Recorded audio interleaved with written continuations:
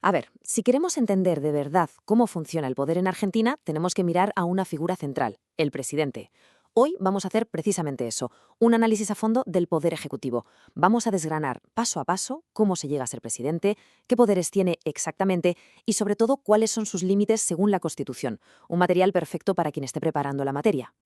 Vale, este es el plan de vuelo. Primero, la idea clave, ¿por qué es un poder unipersonal? Después veremos el camino hasta la presidencia, con sus requisitos y cómo se elige. Luego, ¿qué pasa cuando ya está en funciones? Mandato, sucesión, esas cosas. Nos meteremos de lleno en sus atribuciones, los famosos decretos, y para terminar, echaremos un vistazo a su equipo, el gabinete. Vamos a ello. Venga, empezamos por la base de todo, el pilar sobre el que se construye el sistema presidencialista argentino. El Ejecutivo es unipersonal.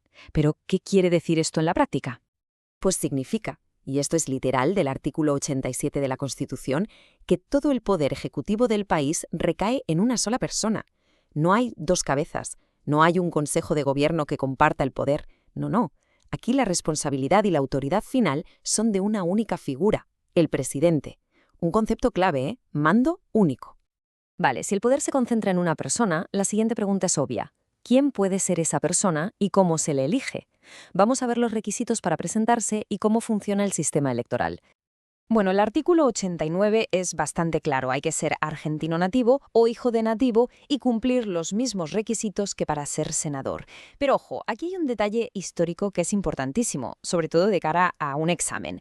La reforma de 1994 eliminó una condición que venía de muy atrás, la de pertenecer a la religión católica. Un cambio que no es menor, porque supuso un paso de gigante en la modernización y laicidad del Estado. Y el sistema para elegirlo es de elección directa, pero con truco. Existe la posibilidad de una segunda vuelta, lo que se conoce como balotage. A ver, para ganar a la primera hay dos maneras. O sacas más del 45% de los votos y listo, o consigues más del 40%, pero, y aquí está la clave, con una diferencia de 10 puntos sobre el que va segundo.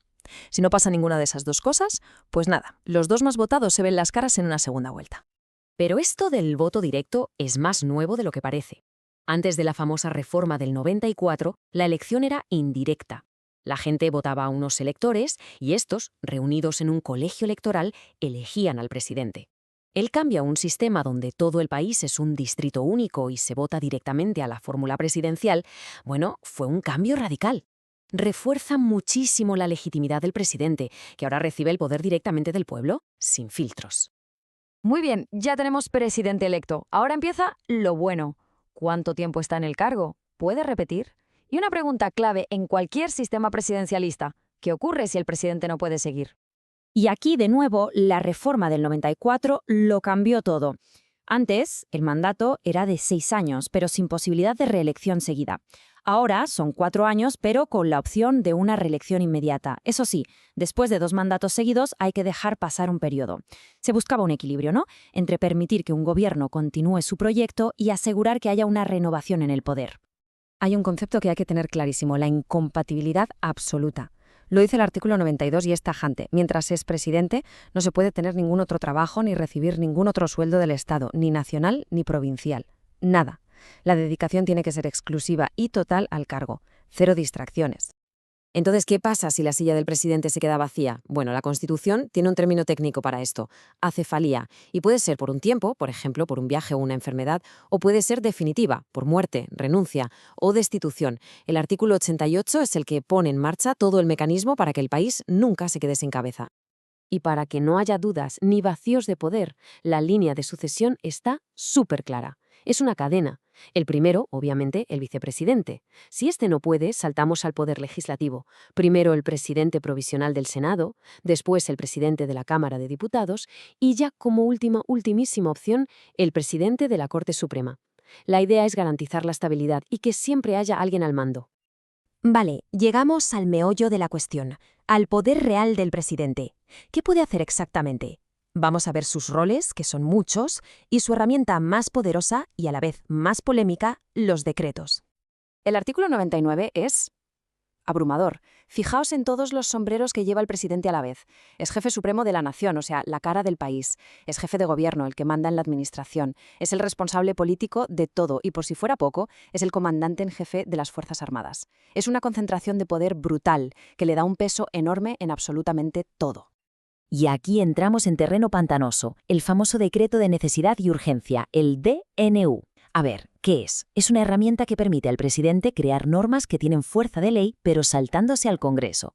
Ahora, la Constitución es muy clara. Esto es solo para circunstancias excepcionales que impidan el trámite normal de las leyes. La palabra clave aquí es excepcional.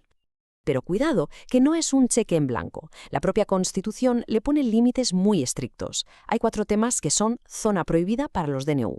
No se puede legislar por decreto en materia penal, ni en temas de impuestos, ni en materia electoral, ni sobre el régimen de los partidos políticos. Son las líneas rojas para proteger el debate democrático en los temas más sensibles. Y ya para ir terminando, vamos a ver quién acompaña al presidente en todo esto. La estructura que le apoya y que, en teoría, debería servir también de control. Vamos a hablar del gabinete. Y aquí nos encontramos con otra de las grandes innovaciones de la reforma de 1994, la figura del jefe de gabinete de ministros. Antes no existía.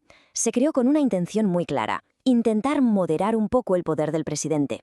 La idea era que funcionara como una especie de fusible, un coordinador que se encargara de la administración del día a día y que fuera el principal interlocutor con el Congreso. Es importante diferenciar los roles. Los ministros se ocupan de sus áreas, de sus negocios, como dice la Constitución. El jefe de gabinete, en cambio, se encarga de la administración general del país y, muy importante, tiene que ir todos los meses al Congreso a dar explicaciones. Pero, y aquí viene la gran paradoja de esta figura, tanto los ministros como el propio jefe de gabinete son nombrados y cesados por el presidente, a dedo, lo que nos lleva a preguntarnos, ¿cuánta autonomía real tienen? Y cerramos con una pregunta que queda abierta para la reflexión. Teniendo en cuenta que el jefe de gabinete le debe su puesto y su cese al presidente, ¿de verdad ha conseguido esta figura equilibrar el poder presidencial como se pretendía en 1994? ¿O en la realidad del día a día se ha quedado en una especie de superministro, una pieza más en el engranaje del presidente? Una pregunta clave, sin duda, para entender la verdadera dinámica del poder en Argentina.